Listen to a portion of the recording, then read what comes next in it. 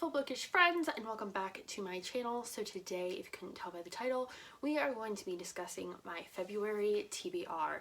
Now, February happens to be the month that is the shortest, but this year it is 29 days because it is a leap year, but it also houses my least favorite holiday, which is Valentine's Day. I am not a big fan, but in the spirit of the holiday, I have decided I am going to be reading a lot of contemporary and adult romance just because that's where my head has been at lately. That's what I have been feeling. I am a big mood reader.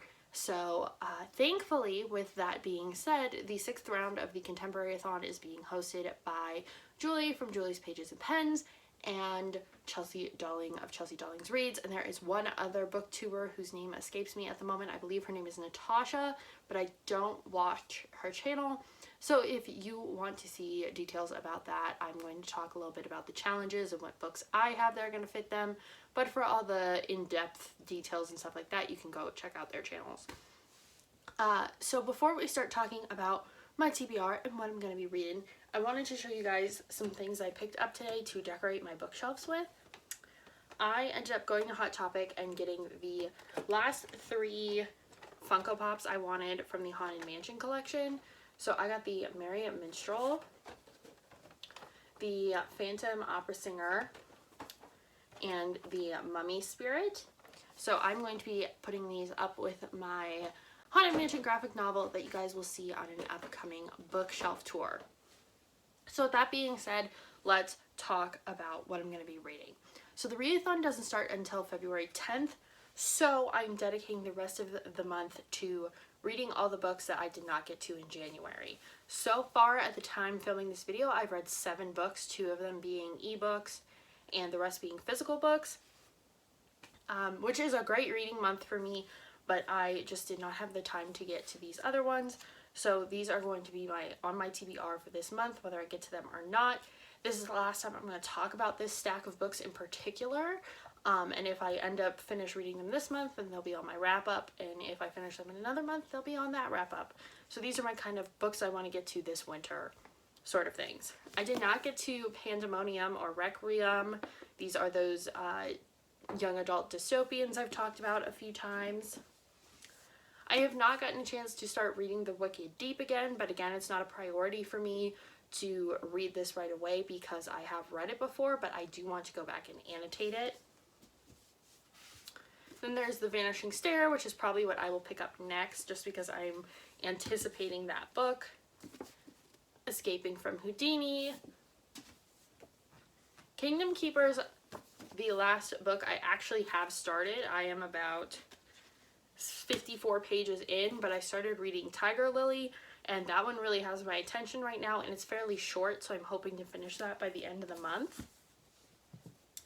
And then we have Sky in the Deep and The Hazelwood. If you guys want to see me talk about these in depth, down below my January TBR will be linked. Now let's talk about Contemporary-a-thon. So Contemporary-a-thon runs from the 10th to the 16th, I believe, and the challenges are just centered around contemporary novels, and they don't have to be romance ones, but they are just ones that tend to be contemporary or very popular. So the first challenge is a book with a green cover, and I picked Well Met. This has been on my shelves for a while. If you guys don't know, this is a book by Jen DeLuca. It is about a girl named Emily who moves in to help her sister out and ends up participating in a Renaissance fair, and she meets this boy who is very rich. His parents kind of run the Renaissance fair, and she doesn't really like him, but she really likes him when he is playing his character in the Renaissance fair because he's nice to her. They have a little flirtation and all that kind of stuff. So she has to decide who she likes. Is it him or is it his character? And it sounds cute and like a good lovey-dovey kind of read. Next challenge is to read an author that is new to you. Jen DeLuca is new to me, but I want to try and get at least a few books in on this list. So this one applies to both green and new to me. This is Fangirl by Rainbow Rowell. This book has been around for so long, I just happen to have never gotten to it. So this also is my book for a book that has been on your backlist for a year or more challenge. So a lot of these books are going to hit multiple different categories. but this one fits those two for me, New to You and Over a Year on my backlist.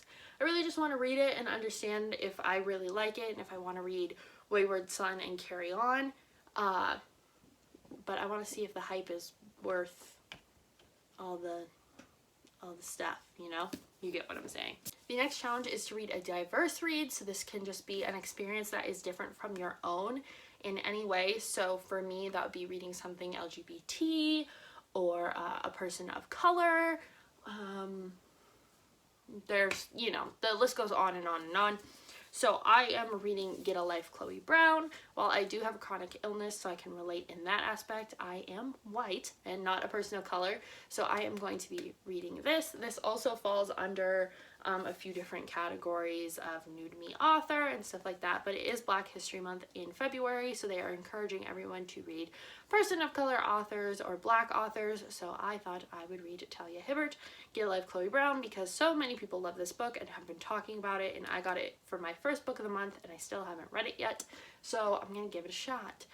If you don't know what this one is about, this is about a girl named Chloe Brown who I believe has cystic fibrosis. And she basically has given herself a bucket list to complete, and her landlord, who she kind of gets a little frisky with, decides he's going to help her do all of these things on her list. So it sounds fun. It sounds like it'll probably be a little bit sad at points, but I love reading stories about people with chronic illness just living their life because I can relate. I already told you about the backlist challenge. The next one is to read either a hard-hitting or dark kind of contemporary, and I'm actually going to be reading a contemporary anthology called Hungry Hearts that I heard about from Books and Lala. So this book has a story by Rin Chepico, who's one of my favorite authors in it, but I also love food, and this talks about a plaza of different restaurants, and all the stories kind of intertwine with each other. But from Lala's review, there are some very hard-hitting and serious issues in this book, so I'm excited to read it and see if I like it and if it makes me cry. And I'm trying to see if there's any other names on here that I recognize, but I don't see any. But either way, it looks really cute and good and maybe will make me cry or something. Next challenge is to read a book with an illustrated cover. Really, any of the 4 books I've chosen for this readathon go along with that, so we are good there. And then the last challenge is to read a beloved novel by one of the hosts and shout them out. And for me, that is going to be Get a Life, Chloe Brown, because Chelsea Dolling loves that book. I thought about reading Fix Her Up again, but I really want to get through my backlist, and I can read Fix Her Up anytime because I will literally read it in a day. So yeah, that is my TBR. It is still very large and ambitious to get through in a month, but I'm definitely going to get through the 4 that I mainly talked about today and hopefully work on this stack next to me, because I would like to go through my bookshelves, put these in their respective places, and you know, kind of get everything where it needs to be and probably unhaul some stuff at some point. So I hope you guys enjoyed this video. Let me know if you're participating in Contemporary-a-thon, and I will see you guys in the next one.